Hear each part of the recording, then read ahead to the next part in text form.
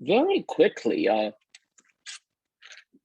going to talk about the idea of technical report, which is something that you will do a lot during your 4 years tenure at 4 to 6 year tenure at the Sound School of Engineering, and also well, as if you choose to become an engineer and go into the field and really go into most technical field, you do a lot of technical reports. So a technical report has the intention of conveying important findings or test results to a controlled audience. So it's a specific audience who you send the report to. Very seldomly does technical report undergo peer review, which means you're the only quality assurance for the report itself. And it's distributed at the discretion of the author or the employer. That's spelled wrong. It should be employer. Typically between 2 to 20 pages long, so it's not meant to be a novel, but it's very succinct and require structure and considerable thought and preparation. A lot of the reason you really have to think about how to structure it and how to prepare it is because, well, it's concise. Think about all of the assignments that we ask you, all the writing assignment, we actually give you a fairly strict limit, right? And this is part of its intention to prepare you in a real writing situation. Very often you'll be asked to write exactly that, a 1 to 2 page report, right? It would be something like executive report. It's called an executive report because executives read it. A technical report, well, they don't have time, so they read 1 page if you're lucky, right? And the technical report is it's something that tends to be a bit longer, that has typically a executive summary with the content after. And often read without opportunity for feedback and interaction, right? It's when you prepare something like a technical report, which in fact many of your assignments will be technical reports, not just in this class, but in many other classes, especially in design type classes. Well, you're not necessarily going to get much feedback, right? Imagine the situation, you write the report, either the TA or the professor read it, grade it, and you only get that opportunity. Again, that goes back to why it's so important to really consider how to prepare this. Structure of a typical technical report is laid out here. You can very quickly go back to go through this, but you can always go through the slides yourself in reference, right? And of course, just as a reminder, all the slides are available, so you always have it, whether this is for your assignments, for your project, or for future use. These slides can actually be very useful for future use. Honestly, I've used it a few times in my own work. I think Mojgan mentioned you've done it too, right? So structure a typical technical report. You have an introduction and background. You talk about related work, things people have done in the past or you have done in the past. Define the problem. Talk about the main works. Really talk about the work itself. The work has been done, including your approach, the theoretical principles and grounding, existing data analysis. You're going to talk about the so that's what's the background, right? We're providing the background for our work. Specifically talk about possibly the theories in development, your experimental approach, what you have done, or a different way of saying experimental approach could be really design methodology, or essentially describe what you did. And data analysis, results, conclusion, implication. You often want to include a short abstract, a synopsis, or executive summary. It typically goes in front of everything else. No, we really should be putting this back in the next version to the very beginning of the next version. Apologies for that. It's for the confusion. We'll fix it before uploading the slide, right? And there's an example here. If you click it, that it's based on the Boeing case.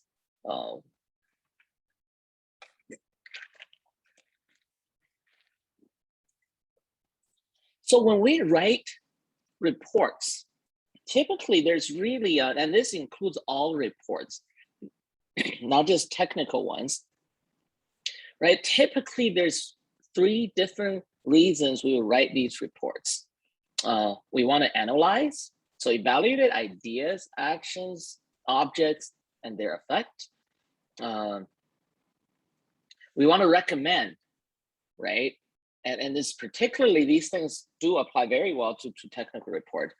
And we want to recommend a design or a product or a methodology or a strategy, right? And finally, to control, and this is think of a technical menu or an operating menu for a piece of equipment or a piece of technology, right? So you want that to typically has specifications, and that tells you exactly what is involved in operating or designing or creating something, right? So those are typically the 3 reasons we would want to write a report. And it's particularly important when we're writing report to, well, really when we're communicating to understand the reader. This is a funny, very funny cartoon. Is, you know, this is the engineer, this is the boss. Let's see, the lady is the engineer and the man with the 2 horns is the boss. Can you word that more simply? I need to explain it to the executive leadership. Remember what I said about the executive summary thing? We all write that, right? Or abstract. This is really, and and the lady says, money be good, this makes more. Oh God. And that was uncalled for. And she says, I can replace the pie chart with the kitten. The point here is really think about your audience. Who is your audience? And she might have gone a little too far, but realistically, certain audience will not be interested in the details you write. That's the point, right? So when they talk about executive leadership, sometimes your audience will have a very limited amount of time to read what you write. And that really puts the emphasis on you to really think about, how do I write in the most concise way possible to convey the most amount of information that I would want the audience to absorb, right? Remember the Shannon-Weaver model, right? It's really communications between the sender and the receiver. And what you want to make sure, the way that you write, and this is really the art and science of writing and really art and science of communication, is we want to craft our message in a way, depending on what the medium, to craft the message so the receiver can actually receive the message we're sending, right? So think about the assignment situation, which if I remember next year, I'm gonna just write that as a slide, but this is apt, it's accurate, appropriate, right? Is that we would say 1 page, we put a 1-page limit. We put that 1-page limit partly because we know that each TA will get a certain amount of time, a certain amount of mental capacity. And think about, we have 500 plus students in this entire course, right? And it's a exhausting thing to do, to keep reading very similar things and to be able to distinguish the difference. So we put a limit, and partly that is to train you, to give you the opportunity to practice, to speak concisely, to write concisely, right? In the next assignment, you're gonna get a 200 to 400 word limit. And most likely students who are not paying attention is going to set right now is going to send us a bunch of questions of what if I'm 5 words over? What if I'm 10 words over? And I'll give this response is do that at your own peril, because when you increase the length, your chance of, well, people just skipping over what you're reading, what you're writing is higher. You actually don't want to write more. And so many of us, and this is a thing to correct, right? Is that for whatever reason, many students develop this idea, whether this is, I'm not going to blame it on high school educators, because I haven't been in high school for a long time, right? I know that there's a culture of more is better, more is higher grade. It's just not true. And someone's asking the question, what if it's less than the minimum? Do that at your own peril as well. We say there's a minimum requirement. You're probably not going, like, it's too tight for you. Now, if you're gonna write an amazing piece of poetry and haiku, and you happen to have, in case you don't know, haiku is it's a poetry style converted from old Japanese style, right? And it's tiny. So if you happen to have a TA, your audience happen to be the right audience, that just appreciate that art form, you get a really great grade. It'll be amazing. Chances are you're not going to have enough space to write the information, right? So there's really this is why it's an art and science, right? So I really want you to get, this is a big message to get, right? Think about who's your audience, and that really is almost, let's say 40% of the battle of creating a really good piece of communication. I don't know why I said 40%. It's very random. So think about, understand your reader. Who's your audience? Is it a client? Is it a TA or a prof? Is it the public? Is it an investor? Is it the government? Is it another engineer? So they're all different, right? Their background is different. I will understand a lot about the course that, well, everybody else on this list would not. Other professors would not, right? Because I know the course. The public would not necessarily understand the technical detail you might want to be talking about. The government would have a very different vested interest than a client or the public, right? And there's different interests, there's different capacity, there's different background, and that really changes how you want to craft your message, right? What's the context of the reader? Is it a review of fact? Is it an analysis situation, identification of root cause, proposal for decision making, right? Is it an action plan where decision has already been made? Is it to build consensus among people that may have conflicting interest, right? Do you want the reader, what do you want the reader to do, to understand, to accept, to use, or to do something, to act, right? And that all this changes the message, the tone, the strategy of how you want to craft writing. So, well, this is a bigger list. We're expanding beyond the technical report, different kind of writing report, right? It's a lab report, engineering design report, design specifications, literature review, code comments. Request for proposal is something that's very interesting. You get to do, we talk more in ENG1101, which I also teach. That's why I'm specifically talking about this in the legal sense. Feasibility study, proposals, bid evaluation, which is tied to request for proposal, inspection report, technical construction, business plan, and we go on and on. Not sure why business plan is highlighted. Might be Andrew Maxwell wrote the slide. Probably Andrew is our entrepreneurship professor. Just making a joke here. Lighten up the mood. He made a joke. He put oh, he made a joke. That's why. Okay, I don't know the joke. I wasn't there when it's made. So we're going to talk about argument. And so if you go to Google and write define argument, there's two definitions. there was a video on the slides last class, and we didn't have time to watch it, I think. And it was really talking about the first kind of argument. It's not what we're talking about. It's not really a heated argument between two opposing views. What we're talking about is a reason or a set of reasons given with the aim of persuading others to an action or idea, if it's right or wrong, something along that line, right? It's making an argument, and there is a specific art and science to this. And there's actually a multiple, if you search up argument, it actually falls under philosophy and logic. And there is a particular branch called Toming argument, and that's what we'll be using, particularly in the context of engineering, right? And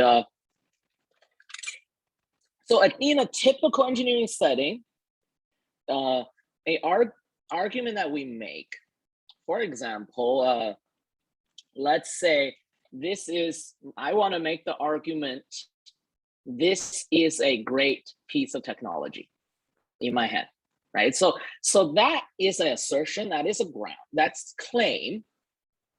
And on the ground, so ground is conditions that allows for the claim. Ground would be, I want to communicate with Mojgan. And assertion or claim is, this is great to use for that purpose, right? And justification is the logical justification of claim because this is easy to use, right? That's a very simple argument. I want to make a phone call. I should be using an iPhone because it is very easy to use. This is the type of argument we've made all our lives. This is very typical, right? And what makes arguments strong is, what is happening? What makes this hasn't happened the whole time, and it's gonna happen again. I don't know why PowerPoint really have an issue with me. So it is not a very strong argument. I'm not convincing anyone.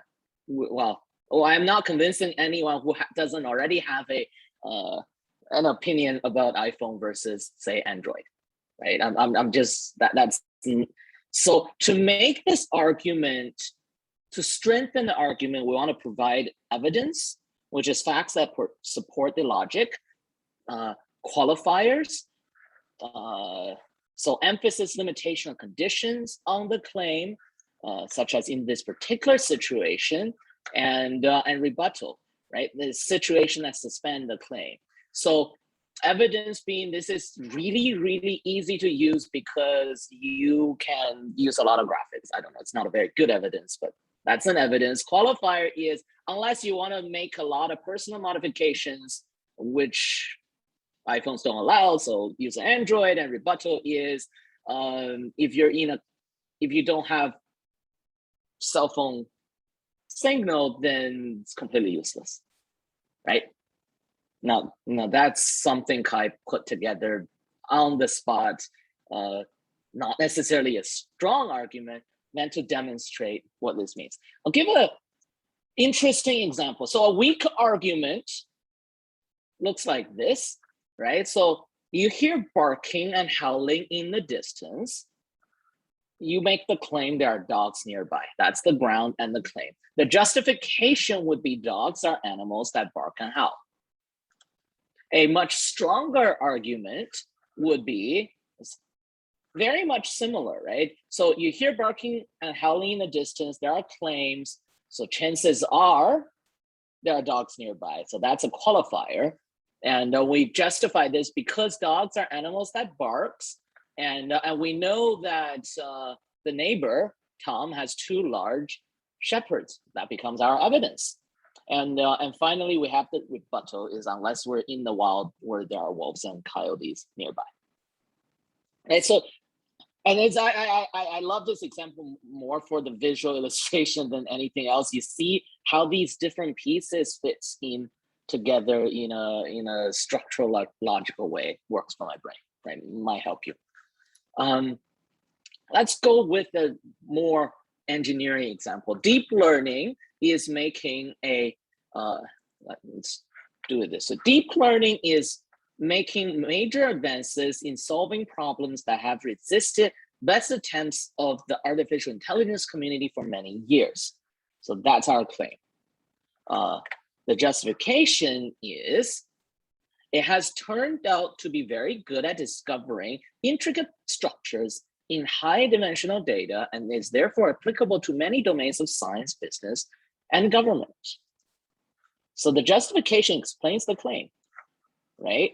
The evidence where you want to cite facts, in addition to beating records in image recognition, citation 1 to 4, and speech recognition, citation 5 to 7. So all the citation adds to the evidence, right? You're not just making a claim. The citation itself, in fact, adds to the evidence itself, right? So people can go search. So this is almost a summary of all the evidence.